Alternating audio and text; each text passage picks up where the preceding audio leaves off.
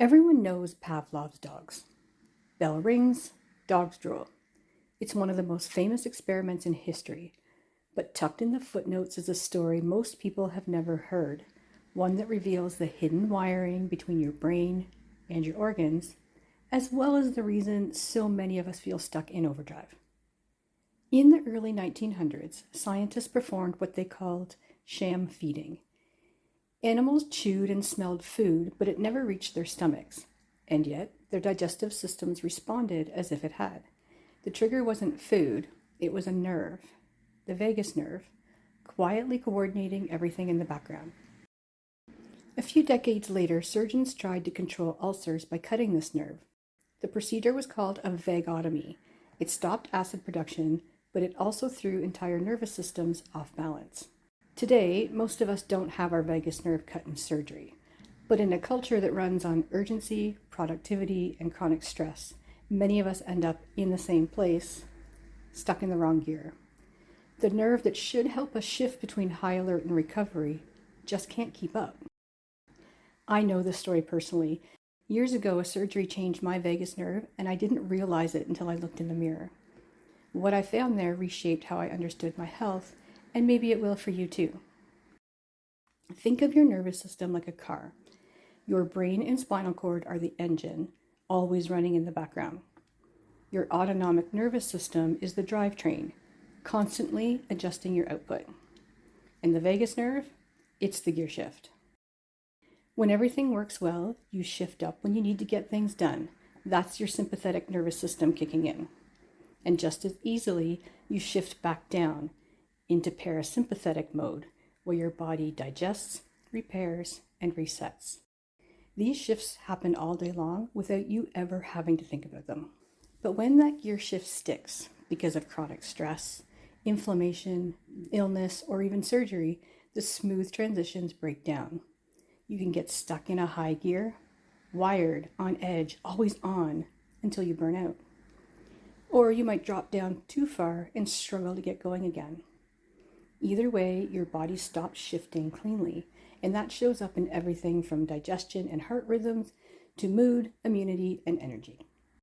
The vagus nerve doesn't just influence the gut. It helps regulate your heart, lungs, immune responses, and how your body moves between states of high alert and recovery. If that gear shift jams, you can't think, meditate, or willpower your way out of it. The system itself needs attention. Sometimes the vagus nerve isn't just overwhelmed, it's physically changed. And in modern medicine, that often happens in the operating room.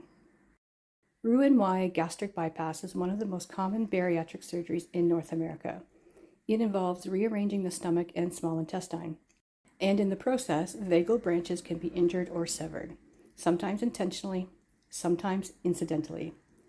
I had this surgery years ago.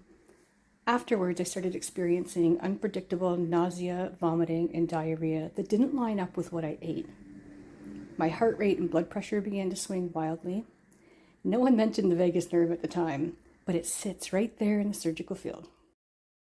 Over time, I started connecting the dots. Gastric bypass changes how the stomach, gallbladder, and brain talk to each other, and the vagus nerve is at the center of that network. Gallbladder removal can compound the disruption, altering the signals that help coordinate digestion. In my case, the smooth gear shift between systems was suddenly unpredictable. Surgeries aren't the only way this nerve gets jammed. Chronic inflammation, viral infections, long periods of mechanical tension in the neck, even posture, these can all affect vagal signaling. For many people, it's not one dramatic event, it's years of slow, silent wear on the system. Whether it's surgery, inflammation, or everyday strain, when the gear shift falters, the whole ride changes. Sometimes the signs of a vagus nerve problem aren't hidden deep inside your body. You can actually spot clues in your throat. Here's a simple observation you can do at home.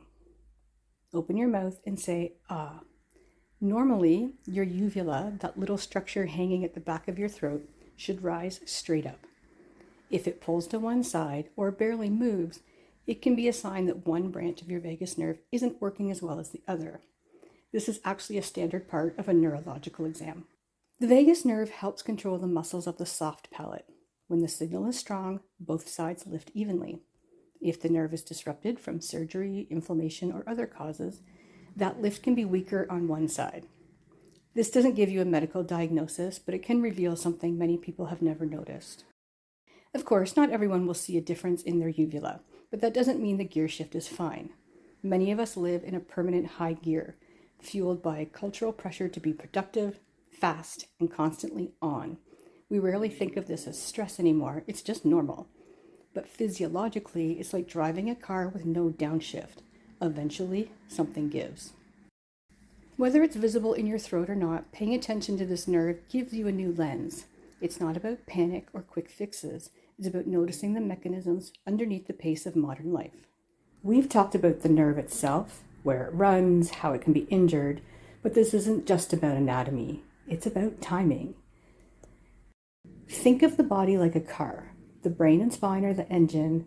The autonomic nervous system is the drivetrain that sends power where it needs to go. In the vagus nerve, it's the gear shift, the part that lets you change speeds without stalling or grinding. When that gear shift sticks, the whole system gets jerky. You accelerate when you mean to coast. You can't downshift when it's time to rest. And even when the road looks clear, something inside keeps revving. For a long time, medicine focused on parts: stomach acid, heart rate, inflammation. But the vagus nerve connects them all. It coordinates how the systems talk to each other, so one knows what the other is doing.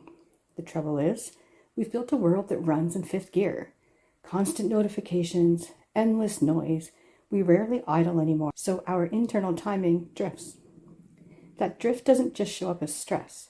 It shows up as heartburn, fatigue, nausea, brain fog, irritability. And then we chase fixes for each symptom instead of asking whether the gearbox itself is jammed. So what can you actually do? You don't have to overhaul your life. You just have to let the engine shift. Breathe a little slower. Not controlled or forced, just less rushed. Let the exhale actually finish before the next breath begins. Leave some space after you eat. Give your body time to move food through the system before lying down or hurrying off to the next thing. Pay attention when your body hesitates. A skipped heartbeat, a shallow breath, a sudden tightness. Those are signals, not failures. None of this is about calmness or perfection. It's about restoring conversation between systems that have stopped listening to each other. When you start noticing those pauses, those small transitions, you're helping the gears find their place. We used to cut this nerve to stop acid. We thought that would fix the problem. But when you silence communication, things start to fall apart, in the body and in the systems that define health itself. The vagus nerve was never just about digestion. It's the line of communication between the brain and the rest of the body, and maybe the perfect mirror for how disconnected we've become from the signals that keep us balanced.